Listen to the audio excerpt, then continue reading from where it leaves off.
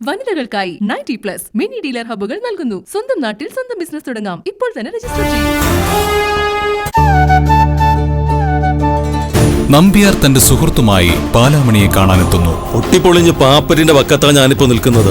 നമ്പ്യാരുടെ സുഹൃത്തിന്റെ പ്രശ്നത്തിനുള്ള പരിഹാരം കിഷൻ ബാലയോട് ഉപദേശിക്കുന്നു. ബാലയുടെ നിർദ്ദേശപ്രകാരം വീടിന്റെ മൂലയിൽ കുഴിക്കുന്ന നമ്പ്യാരുടെ സുഹൃത്തിന് ഒരു മയിലിന്റെ വിഗ്രഹം കിട്ടുന്നു.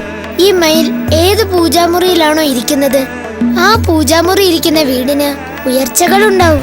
നമ്പ്യാരുടെ സുഹൃത്തിന്റെ വീട്ടിൽ നിന്നും ആ മയിലിനെ മോഷ്ടിച്ചു കൊണ്ടുവരാൻ അരുന്ധതി കുമ്പിടിയോട് പറയുന്നു. മയിലിനെ മോഷ്ടിക്കാനെത്തുന്ന കുമ്പിടിയെ നമ്പ്യാരും സുഹൃത്തും ചേർന്ന് പിടികൂടുന്നു. ദേവസൈന്യാധിപനായ മുരുകന്റെ അനുഗ്രഹം ഉണ്ടായതായി തന്ത്രി പറയുന്നു. ഇനി തുടർന്ന് കാണുക.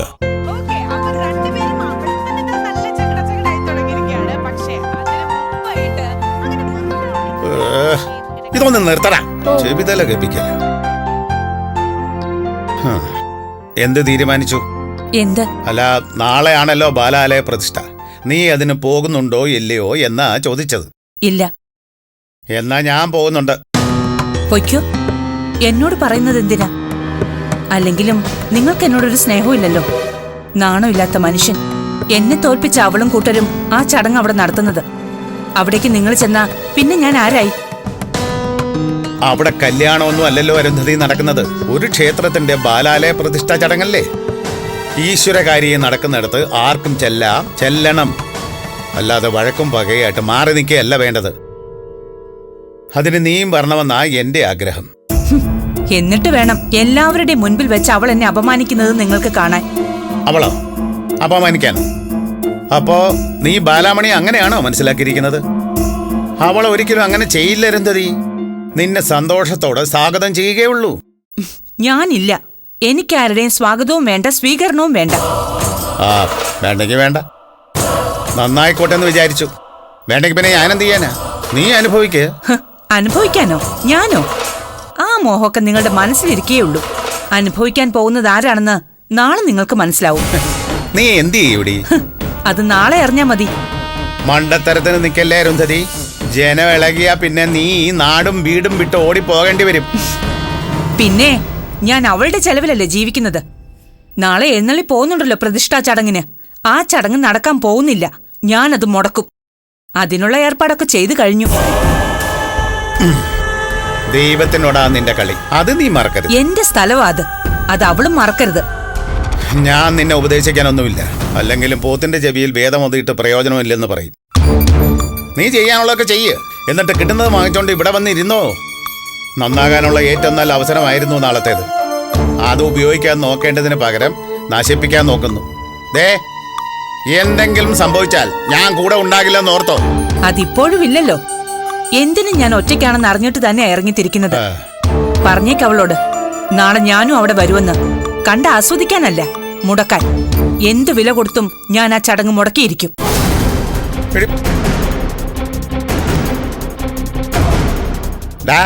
നിന്റെ അമ്മയ്ക്ക് ഭ്രാന്താ. ചങ്ങലക്കിടാൻ സമയമായി. ശരിയാ. അങ്ങനെ നാളെ ആ ചടങ്ങ് നടക്കാൻ പോവുകയാണ്. ആ പ്രതിഷ്ഠാകർമ്മം നടക്കട്ടെ. നല്ലതല്ലേ? കലിയുഗത്തിൽ ഭക്തിയാണ് മോക്ഷമാർഗം. നല്ല ഭക്തിയുള്ള മനസ്സുകളിൽ സത്ചിന്തകൾ ഉണ്ടാവും. സത്ചിന്തകൾ ഉണ്ടായാൽ നല്ല പ്രവൃത്തികൾ ഉണ്ടാവും. നല്ല പ്രവൃത്തികൾ ഉണ്ടായാലോ ലോകത്ത് സുഖവും ശാന്തിയും ഉണ്ടാകും. അന്നത്തിൽ നിന്നാണ് ജീവികൾ ജനിക്കുന്നത്. മഴയിൽ നിന്ന് അന്നം, യജ്ഞത്തിൽ നിന്ന് മഴ, കർമ്മത്തിൽ നിന്ന് യജ്ഞം, വേദത്തിൽ നിന്ന് കർമ്മം, പരബ്രഹ്മത്തിൽ നിന്നും വേദം. എങ്ങും നിറഞ്ഞു നിൽക്കുന്ന പരബ്രഹ്മം യജ്ഞത്തിലാണ് സ്ഥിതി ചെയ്യുന്നത്. നടക്കുവാൻ പോകുന്ന പ്രതിഷ്ഠാകർമ്മം അത്തരമൊരു യജ്ഞമാണ്. ഇനി അതിന് തടസ്സങ്ങളൊന്നും ഉണ്ടായിരിക്കില്ല അല്ലേ? തെറ്റെന്തെങ്കിലും ചോദിച്ചു പോയിട്ടുണ്ടെങ്കിൽ ക്ഷമിക്കണം. അങ്ങല്ലേ സ്ഥാപക ജന്മാത്മകമായ സകല പ്രപഞ്ചത്തിന്റെയും സൃഷ്ടാവ് എന്നറിയാം. അങ്ങ് പൂജാർഹനാണ്. അങ്ങ് ശ്രേഷ്ഠനായ ഗുരുവുമാണ്. അങ്ങേക്ക് സമനായി വേറെ ആരുമില്ല. അല്ലയോ കിഷൻ, നീയൊരു സത്യം മനസ്സിലാക്കണം. ഈ ലോകത്ത് ആരെന്ത് ചെയ്താലും, എന്ത് ഭുജിച്ചാലും, എന്ത് ഹോമം ചെയ്താലും, എന്ത് ദാനം ചെയ്താലും, എന്ത് തപസ് ചെയ്താലും അതെല്ലാം എനിക്കുള്ള സമർപ്പണമായി മാറുന്നു. ആരാണോ തുളസിയുടെ ഇല, പൂവ്, ഫലം, ജലം എന്നിവ എനിക്കായി അതിഭക്തിയോടെ സമർപ്പിക്കുന്നത് അത് ഞാൻ പ്രീതിയോടെ സ്വീകരിക്കുന്നു. എന്റെ ഭക്തന്മാർ പുനർജന്മമില്ലാത്ത അനന്തമായ അനുഗ്രഹമാണ് സ്വീകരിക്കാൻ പോകുന്നത്. ബാലാമണിക്കും അതുണ്ടാവും. ദേവതകളെ ഉദ്ദേശിച്ച് വ്രതങ്ങൾ അനുഷ്ഠിക്കുന്നവൻ ദേവന്മാരെ തന്നെയാണ് പ്രാപിക്കുന്നത്. എന്നെ പൂജിക്കുന്നവൻ എന്നെ തന്നെ പ്രാപിക്കുന്നു. എന്നാലും ചില പേടികളുണ്ട്. ശത്രുക്കൾ പ്രബലരാണ്. അവർ ഇതുവരെ അടങ്ങിയിട്ടില്ല. ഈ ലോകത്തിന്റെ പിതാവും മാതാവും പിതാമഹനും ദാതാവും അറിയപ്പെടേണ്ട വസ്തുവും പരിശുദ്ധ വസ്തുവും ഓംകാരവും ഋഗ്വേദവും സാമവേദവും യജുർവേദവുമൊക്കെ ഞാൻ തന്നെയാണ്. രക്ഷകനും സൃഷ്ടികർത്താവും സംഹാരവും ഞാൻ തന്നെ. പിന്നെ എന്തിനാണ് ഭയം? ഭയം എനിക്കല്ല, ബാലാമണിക്കാണ്. ശാന്തമായി ഇരിക്കാൻ പറയൂ. വിധി പോലെ വരും എല്ലാം. നമ്മൾ ഓരോരുത്തരും ഒരു സത്യം തിരിച്ചറിയണം. നമ്മുടെ അനേകം ജന്മങ്ങൾ കഴിഞ്ഞു പോയതാണ്. എന്റെ ജന്മങ്ങൾ ഞാൻ അറിയുന്നു. മനുഷ്യരുടെ ജന്മങ്ങൾ മനുഷ്യരറിയുന്നില്ല. ഏതേത് കാലത്തിൽ ധർമ്മത്തിന് ക്ഷയവും അധർമ്മത്തിന് അഭിവൃദ്ധിയും ഉണ്ടാകുന്നുവോ അപ്പോൾ ഞാൻ അവതരിക്കും. അത് പ്രപഞ്ച സത്യമാണ്. എന്റെ ദിവ്യമായ അവതാരത്തെയും കർമ്മത്തെയും ഒരുവൻ എപ്രകാരം ശരിയായി അറിയുന്നുവോ അവൻ ദേഹാഭിമാനം ഉപേക്ഷിച്ച ശേഷം മോക്ഷം പ്രാപിക്കുന്നു. അവൻ എത്തിച്ചേരുന്നത് എന്നിൽ തന്നെയാണ്. ഫലേച്ഛ കൂടാതെ കർമ്മം ചെയ്യാൻ പറയൂ ബാലാമണിയോട്. എല്ലാം ലക്ഷ്യത്തിലെത്തും.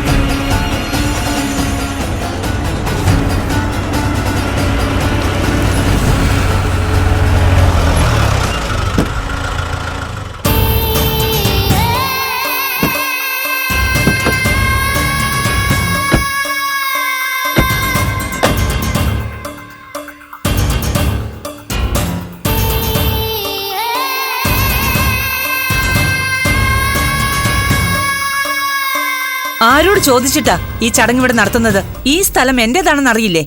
അനുഭവം കൊണ്ടൊന്നും പഠിച്ചില്ലേ അരുന്ധതി? നിങ്ങളുടെ വിവരക്കേട് കേൾക്കാനല്ല ഇത്രയും പേര് ഇവിടെ തടിച്ചുകൂടി നിൽക്കുന്നത്. ഞങ്ങളുടെയൊക്കെ മനസ്സിലിപ്പോ ഭക്തി മാത്രമേ ഉള്ളൂ. ഇവിടെ പാവനമായിട്ടുള്ളൊരു ചടങ്ങ് നടക്കാൻ പോവാണ്. നിങ്ങൾ ദയവ് ചെയ്ത് അലങ്കോലമാക്കരുത്. അലങ്കോലവാക്കും. അതിനാ ഞാൻ ഇവരെയും കൊണ്ടുവന്നത്. എനിക്ക് വേണ്ടി സംസാരിക്കുന്നത് ഇനി നിയമമായിരിക്കും. ഇവിടെ ഭക്തി തലക്കി പിടിച്ച ജനങ്ങളാ നിൽക്കുന്നത്. അവർക്ക് പോലീസ് ഒരു പ്രശ്നമല്ല. തർക്കങ്ങളും പരാതികളും ഒക്കെ നമുക്ക് പിന്നെ സംസാരിക്കാം. ദയവ് ചെയ്ത് തിരിച്ചു പോ.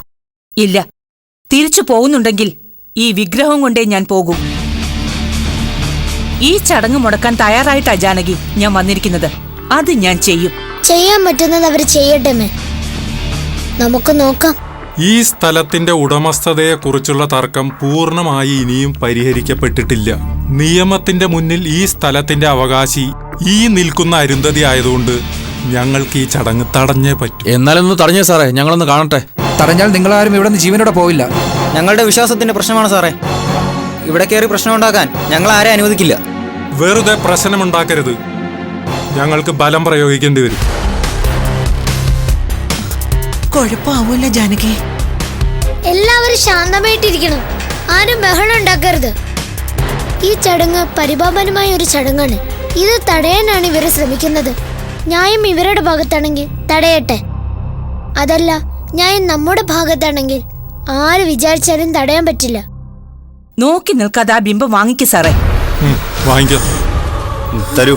ബിംബം അശുദ്ധമാക്കരുത്. ഒന്ന് കൊടുക്കടോ.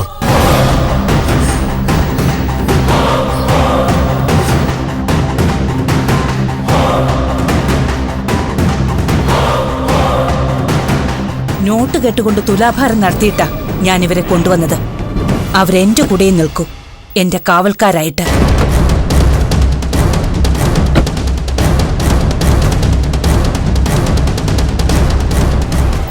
മോളെ, നമ്മളിനി എന്ത് ചെയ്യും? നമ്മളല്ല വരസരമേ, ആൽത്തർ കൃഷ്ണൻ. ഭഗവാനല്ലേ ഇനി എല്ലാം ചെയ്യേണ്ടത്. ഭഗവാൻ അത് ചെയ്തോളൂ.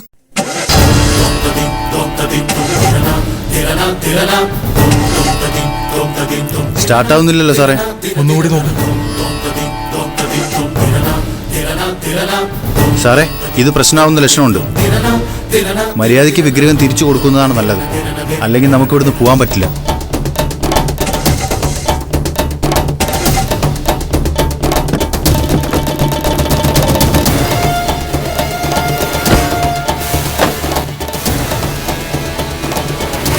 മേഡം, നമുക്ക് ഈ ബിംബം തിരിച്ചു കൊടുക്കുന്നതാണ് നല്ലത്, അല്ലെങ്കിൽ പ്രശ്നമാണ്.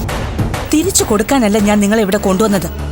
മേഡം പറയുന്നത് പോലെയൊക്കെ ഞങ്ങൾ ചെയ്തില്ലേ? വണ്ടി സ്റ്റാർട്ടാവാത്തത് ഞങ്ങളുടെ കുറ്റാണോ? ഞങ്ങൾ പോവുകയാണ് മേഡം. ഇനി എന്താന്ന് വെച്ചാൽ മേഡം ചെയ്താൽ മതി.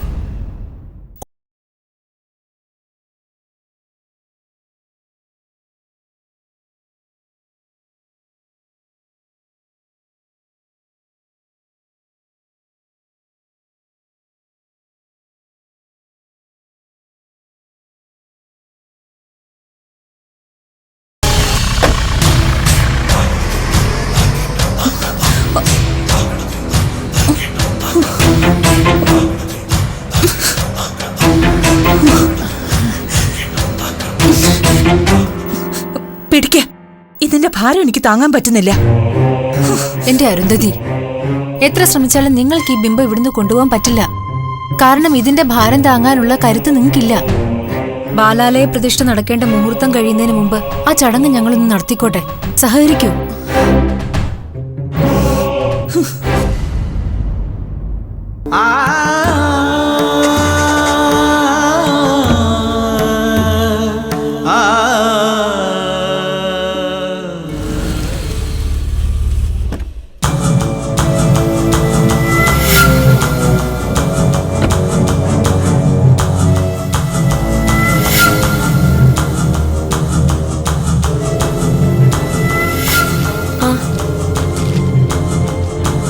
എന്തായി ചേച്ചി, ചടങ്ങ് പൊളിച്ചോ? അതെന്തൊരു ചോദ്യമാടിയത്? ഈ മുഖം കണ്ടാ അറിയാൻ പാടില്ലേ? നീ നാണം കെട്ട വാർത്തയൊക്കെ ഞാൻ അറിഞ്ഞു. പോലീസുകാരും നാണം കെട്ടല്ലേ? കഷ്ടം. ആരും അങ്ങനെ നെകളിക്കൊന്നും വേണ്ട. അവസാനത്തെ ജയം എന്റെ തന്നെ ആയിരിക്കും. അവസാനത്തെ ജയം എന്നൊന്നില്ല അരുന്ധതി. അത് കാണാനൊട്ട് നമ്മളാരും ജീവിച്ചിരിക്കാറുമില്ല. ഞാൻ അപ്പോഴേ പറഞ്ഞല്ലേ തടയാനൊന്നും പോകണ്ടെന്ന്. അപ്പം നിനക്കായിരുന്നല്ലോ വാശി. നീ അവിടെ ചെന്നെങ്കിൽ എന്തെങ്കിലും പ്രശ്നം ഉണ്ടാക്കുമെന്ന് തോന്നിയത് കൊണ്ടാണ് ഞാനും വരാതിരുന്നത്. അല്ലാതെ ആഗ്രഹമില്ലാത്തതുകൊണ്ടൊന്നുമല്ല. സാറ് പറഞ്ഞതുകൊണ്ട് ഞാനും പോയില്ല. ഞാൻ പോയ പിന്നെ ചേച്ചിക്ക് അത് ഇഷ്ടാവില്ല എന്ന് കരുതി. ഓ, എന്നോട് സ്നേഹമുള്ള ആളുകള്. അവള് മായാജാലം കാണിച്ചതാ. അതാ ബിംബത്തിന്റെ ഭാരം കൂടിയതും ജീപ്പ് അനങ്ങാതായതും. അവൾ അങ്ങനെ ചില പ്രയോഗങ്ങൾ നടത്തുമെന്ന് മുൻകൂട്ടി കാണാൻ എനിക്ക് പറ്റിയില്ല. അതാ എന്റെ ശ്രമം പൊളിയാൻ കാരണം. ഒരിക്കലുമല്ല. ബാലാമണി ഒരു ഇന്ദ്രജാലവും കാണിച്ചിട്ടില്ല. പക്ഷെ കാണിച്ചു. അത് ബാലാമണിയല്ല, സാക്ഷാൽ ആൽത്തറ കൃഷ്ണൻ. നീ ആരെ അപമാനിക്കാൻ നോക്കിയെന്ന് അറിയാമല്ലോ? കൃഷ്ണനെ. ഭഗവാൻ വെറുതെ വിടുവോ? പോലീസല്ല പട്ടാളം വന്നാലും പറപ്പിച്ചേനെ. എനിക്ക് കേൾക്കണ്ട ഒരു ന്യായീകരണവും. ഇന്നു തോറ്റെന്ന് വിചാരിച്ച് ഞാനിത് വിടാൻ പോകുന്നൊന്നുമില്ല. ആ സ്ഥലം സ്വന്തമാക്കാന്ന് അവള് വിചാരിക്കുകയും വേണ്ട. ഇനി നീ വിചാരിച്ച എന്ത് ചെയ്യാൻ പറ്റും? അവിടെ പുനഃപ്രതിഷ്ഠ കഴിഞ്ഞാൽ ആ സ്ഥലം ഭഗവാന്റെ സ്ഥലമായിട്ട് മാറും എല്ലാ അർത്ഥത്തിലും. പിന്നെ ഒരു കാരണവശാലും നിനക്ക് അങ്ങോട്ട് പോകാൻ പറ്റില്ല. പറ്റും, ഒരു ഭക്തയാണെങ്കിൽ പറ്റും. ആ, അങ്ങനെ മാത്രം പറ്റും. ഞാൻ പോവുകയോ പോവാതിരിക്കുകയോ അതൊന്നും ഓർത്ത് നിങ്ങളുടെ സ്വസ്ഥത കളയണ്ട. നിങ്ങൾ ആഗ്രഹിച്ചത് നടന്നില്ലേ, അത് മതി. ബാക്കി എന്തു വേണോന്ന് ഞാൻ ആലോചിച്ച് ചെയ്തോളാം. അപ്പോ നീ ഇതുകൊണ്ടൊന്നും പഠിച്ചില്ലല്ലേ? എന്റെ സ്ഥലവാ അത്. അങ്ങനെ ചുളിവിൽ തട്ടിയെടുക്കാൻ ഞാൻ ആരെയും അനുവദിക്കില്ല. ചേച്ചി ഭയങ്കര ചൂടിലാണല്ലോ. എടീ, ആ ചൂടൊക്കെ തനിയേ പൊക്കോളും. കളിക്കുന്നതേ ബാലാമണിയോടാ, എന്ന് വെച്ചാൽ ഭഗവാനോട്. ഇപ്പൊ അവിടെ ബാലാലയ പ്രതിഷ്ഠ നടക്കുക. എന്റെ ഭഗവാനെ കൃഷ്ണ, കാത്തോളനെ.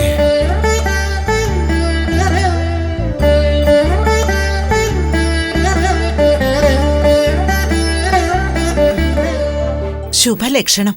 കൃത്യസമയത്ത് തന്നെ എത്തി. ബാലാലയ പ്രതിഷ്ഠയ്ക്ക് മുമ്പ് എനിക്ക് ചില കാര്യങ്ങൾ അറിയാനുണ്ട്. പ്രതിഷ്ഠിക്കാനുള്ള ഈ വിഗ്രഹം നിങ്ങൾക്ക് എവിടുന്ന് കിട്ടി? ഇത് പഴയ വിഗ്രഹമാണ്, നഷ്ടപ്പെട്ടതായിരുന്നു. ഞങ്ങളുടെ ഭാഗ്യത്തിന് തിരിച്ചു കിട്ടി. പഴയ വിഗ്രഹം നിങ്ങൾ ആരെങ്കിലും കണ്ടിട്ടുണ്ടോ? പറയൂ, കണ്ടിട്ടുണ്ടോ? ഇല്ല. നിങ്ങൾ കണ്ടിട്ടുണ്ടോ? ഇല്ല. ഒരു ക്ഷേത്രത്തിൽ പ്രതിഷ്ഠയ്ക്കുള്ള പ്രാധാന്യം എത്ര വലുതാണെന്ന് ഞാൻ പറയാതെ തന്നെ അറിയാലോ. പ്രതിഷ്ഠ നന്നായ അമ്പലവും നന്നാവും, പ്രതിഷ്ഠ മോശമായ തിരിച്ചാണ് വിധി. ഒരു പ്രതിഷ്ഠയുടെ ശക്തി നിശ്ചയിക്കുന്നത് അവിടെ നടക്കുന്ന പൂജകൾ നോക്കി മാത്രമല്ല, പ്രതിഷ്ഠയ്ക്ക് ഉപയോഗിക്കുന്ന ശിലയുടെ ഗുണം കൂടി നോക്കിയാണ്. ആ മൂല്യം ഇതിനുണ്ടോ എന്നാണ് എന്റെ ചോദ്യം. എന്താ എല്ലാവരുടെയും നാവിറങ്ങിപ്പോയോ? ഈ വിഗ്രഹമാണ് മുമ്പ് ഇവിടെ പ്രതിഷ്ഠിച്ച വിഗ്രഹമെന്ന് എങ്ങനെ നിങ്ങൾ തീരുമാനിച്ചു?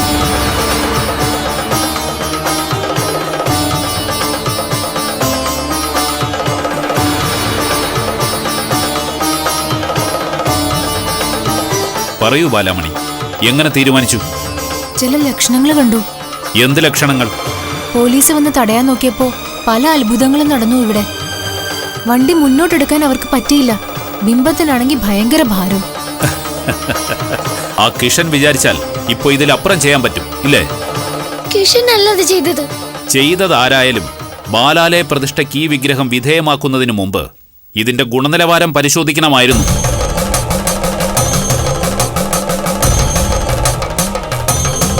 ഞാൻ പറഞ്ഞത് ശരിയല്ലെന്ന് ഇവിടെ കൂടിയിരിക്കുന്ന ആർക്കെങ്കിലും തോന്നുന്നുണ്ടെങ്കിൽ കർമ്മങ്ങൾ തുടരാം, എനിക്ക് പരാതിയില്ല.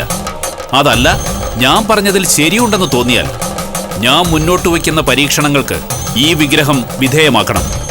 പറയൂ, എന്താ വേണ്ടത്?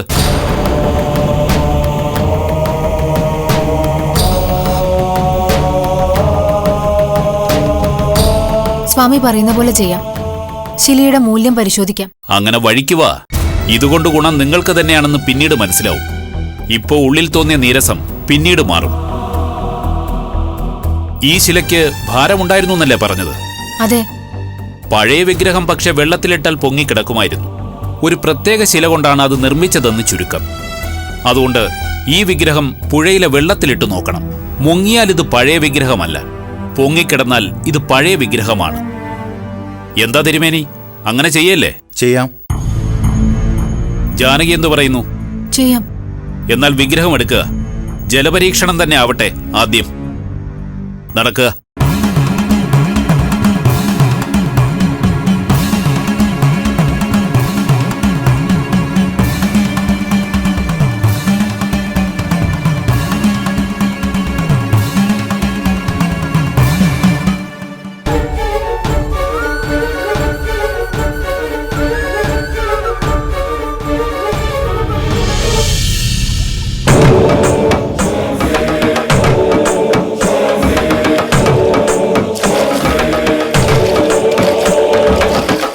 ആ വിഗ്രഹം വെള്ളത്തിലേക്കിടുക.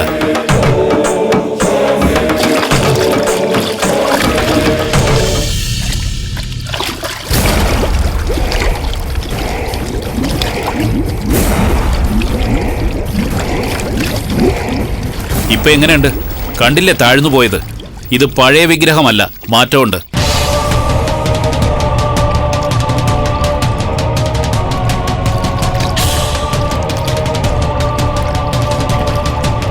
കണ്ടില്ലേ വിഗ്രഹം താഴ്ന്നു പോയത്? എല്ലാവരും പറഞ്ഞത് ഇത് പഴയത് തന്നെയാണെന്നാണ് സ്വാമി. പഴയതാണെങ്കിൽ മുങ്ങില്ല, എനിക്ക് ഉറപ്പാ. ഇനിയിപ്പോ എന്ത് ചെയ്യും മോളെ? ഒന്നും ചെയ്യാനില്ല. ബാലാലയ പ്രതിഷ്ഠ വേണ്ടെന്ന് വെക്കുക. നല്ലൊരു വിഗ്രഹം പുതിയത് പണിയണം, എന്നിട്ട് മതി ചടങ്ങുകൾ.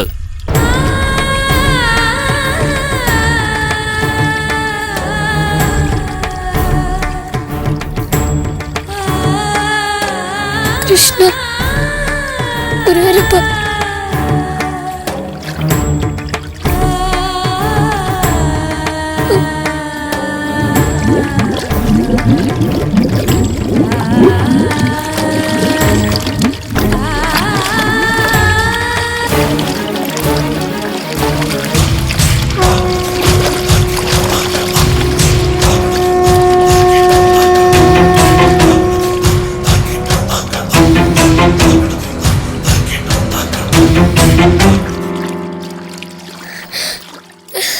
സ്വാമി സ്വാമി ദാ ആ വിഗ്രഹം.